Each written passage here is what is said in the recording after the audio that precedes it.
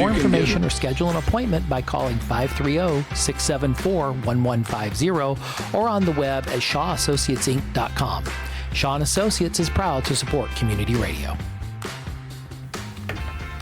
And this is my second interview for the 8 o'clock hour. Like normally we just do one. But what happened was I didn't read this schedule. So it was my fault. So I have Marie Boo with me. And what do you do besides what you're getting ready to do? Anything and everything, Fish. Like, seriously. So I do work in the morning. You know, I have a day job. I work in finance and logistics. So I deal with the buy side, sell side, and things in the morning. Right afterwards, I'm working in the community.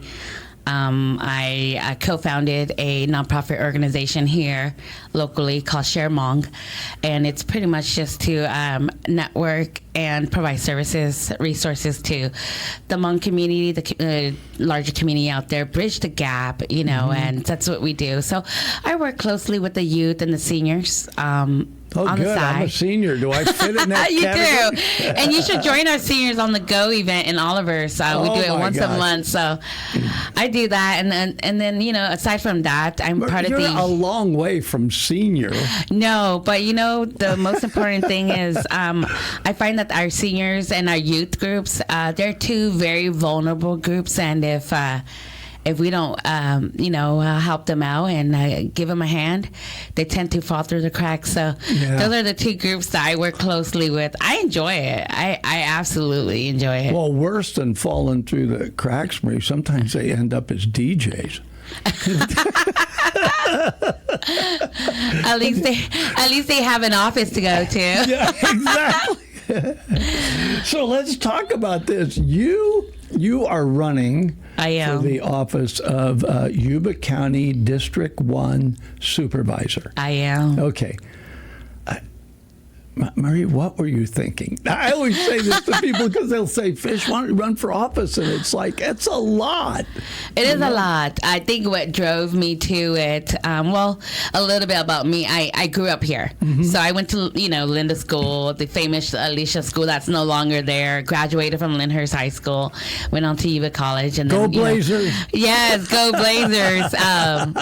So I've been around for a very, very long time. So what really drove me to it is the community. Mm-hmm. I think the people are here are great. I love the people. I love the community. Like I said, you've always felt at home when you come back. It doesn't matter where you go. So I think what really drove me to it is the community. You gotta love this place. I have told people, I don't know what it is, but when I ended up here, at first, I ended up as a pastor here. And I thought, this is a nice little community.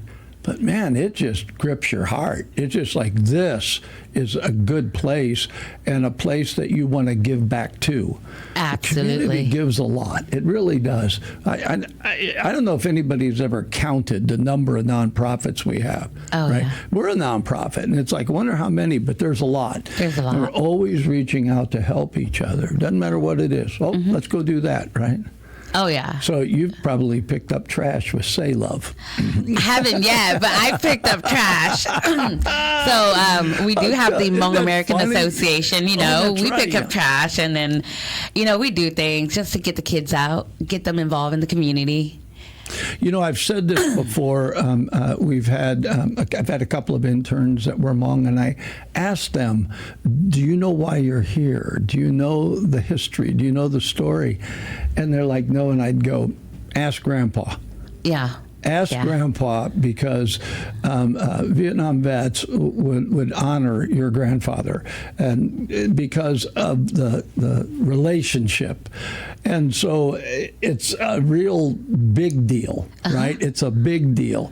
It's not like, Hmong community, they just, they were sitting around doing nothing and said, let's move to Yuba City. Let's move to Marysville. Let's move to Olivehurst. Let's move to Linda. Let's move in that area. It's like, I never saw that.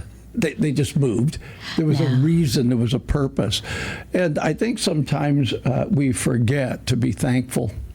I really Yes. do. We forget Yes. because history passes, and that's why with the young kids, you're saying, "Well, do you know? Do you know the story?" Yes. And it's And a like- lot of them don't. They should be asking their grandparents. But you know what I did learn Grandpa's through. got great stories. They do. And what I did learn, when moving here or growing up in the area, through talking with the Rice Commission. Yeah. So I was born here, but my parents came from Laos, right, as refugees Yeah. after the war. And they, and I mentioned it the other day at the, when I had a conversation the other day at the Farm Bureau. We have this term in the Hmong community, airplane rice, because rice came from the sky when they were in refugee camps, right?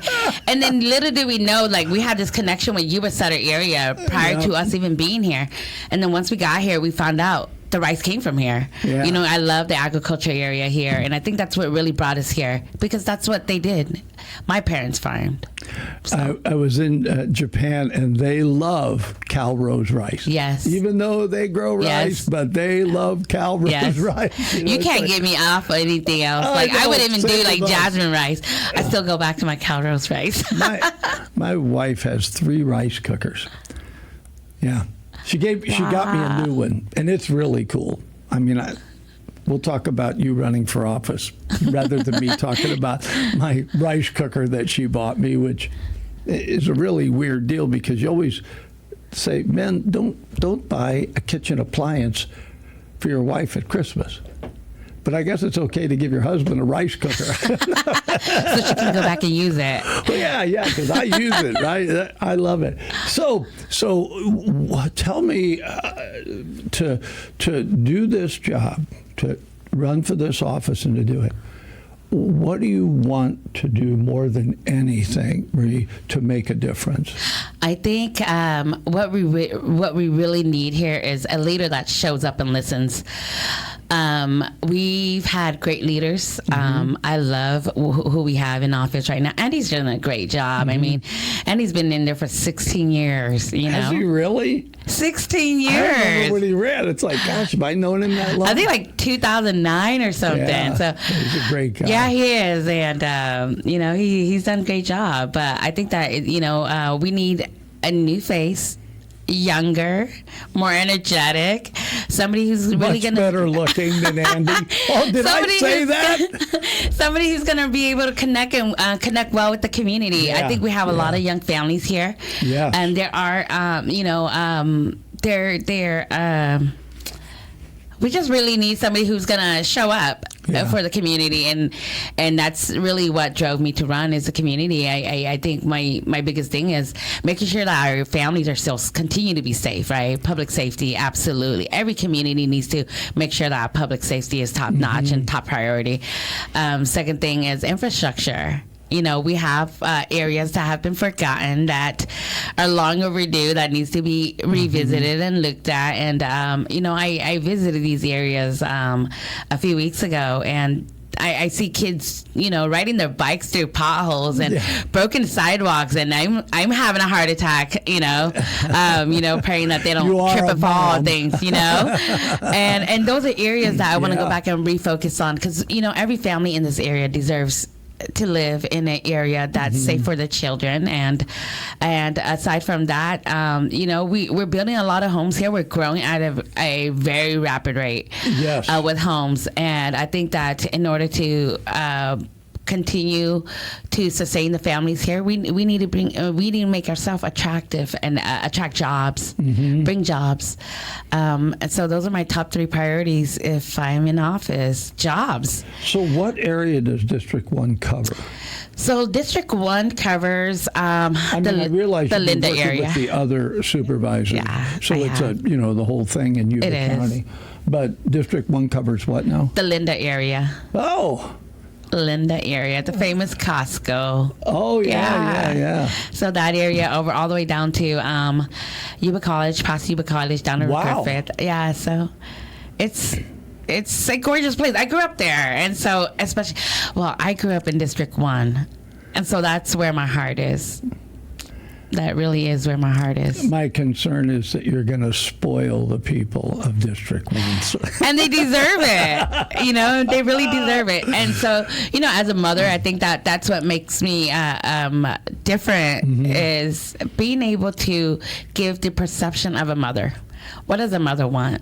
You know, I think what's really gonna drive me in office is one question, and that's the same thing I tell people. The things I'm going to vote on today, how is it going to impact the families of District 1? Yep. You know, how is it going to change the families of District 1? I think a lot of the times, you know, leaders, they make decisions without thinking about the people. And because I grew up in the area, I know the area. I grew up with families. I've been here for generations, you know. I think that's really what's going to drive us is how is this going to help District 1? How is it going to impact families of District 1? I think that's the most important. I think we made a huge mistake. We began to tell everybody to think global, and they thought so global they forgot their neighbor, and got disconnected with so many things. And it's really refreshing to hear. Listen, I care about. I tell people with this, I care about our government. I care about the state government, but my feet are here. And so I care about this more, right? Yep, absolutely. And that's not selfish. That's just a fact. I live here. What happens here matters to me, my family. So I hear you. It's look, I want us to be aware.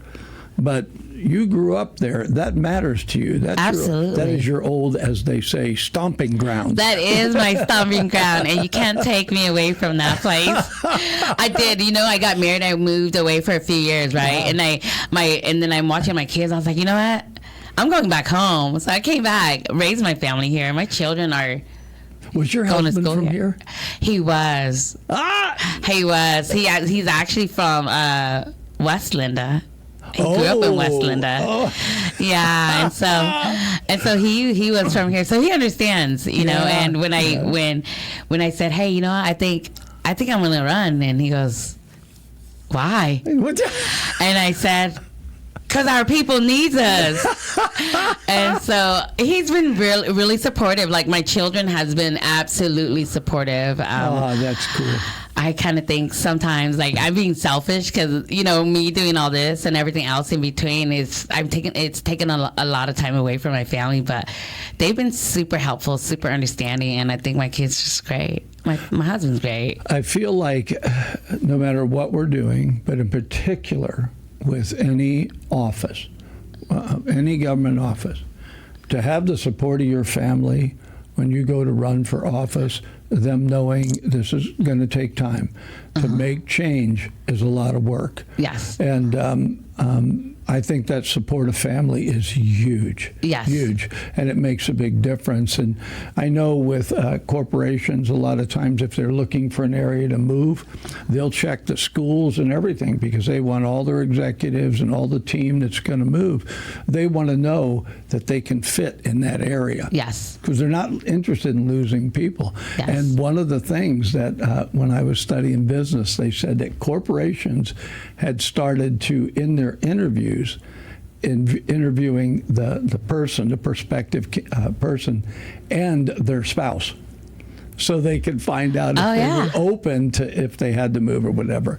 And so I do think that's so critical that I got total support from my wife to do what I do. I mean, really, she could say, "Why don't you just sit on the deck and watch the hummingbirds?" But, my husband laughs. Sometimes they ask him like, do you ever see your wife? He goes, I don't even know her anymore. He's like, I don't even know her anymore. But no, absolutely. Like everything, I think everything that a couple does or a person does, it really helps when you have a strong support system. Yep. And I'm actually very fortunate that my husband stands beside me and my children are very supportive. My whole family lives here. And so my mom, my sisters, my brother, my brother-in-laws, everybody lives here. And they all live in District 1 too. And so they've all been super supportive, and that's the best thing about this.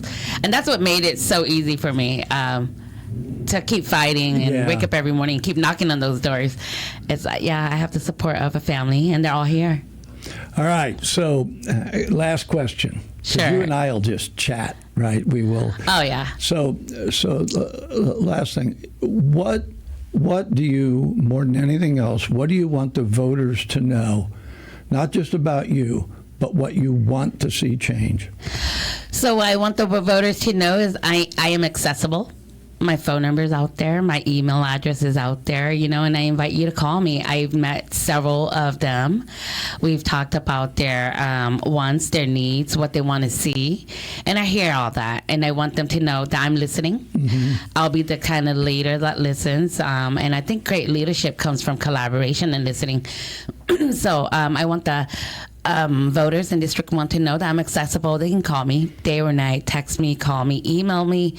I'm accessible, if you don't mind. All right. I can throw my phone number out there too, Fish. Put your Fish. number on my phone. I do. No, but seriously, there. I do invite anybody, if you have any questions, to give me a call. Yeah. And my number's out there. And if you don't mind, Fish, I'll throw my number on here. Yeah, absolutely. Go ahead. So if anybody have any questions and they want to get a hold of me or reach me, I'm, like I said, I'm accessible. Phone number is 530-392-2187. 530-392-2187. And don't worry about getting an automated answer or anything. This is my personal cell phone, so you can text me if you're afraid to talk to me. I promise you I'll call you right back. That's a great promise. All right, you heard it here first. We appreciate Review running for District 1, Yuba County Supervisor. That's all right. The last guest, I forget what I called her, our CEO, and she said, no, I'm the executive director. And I'm like, oh, okay. Anyway, thank you so much for coming on. Thank you. And we wish you the best. Thank you so much. This community interview is made possible by Shaw and Associates. I'm Dave Shaw, President and CEO of Shaw.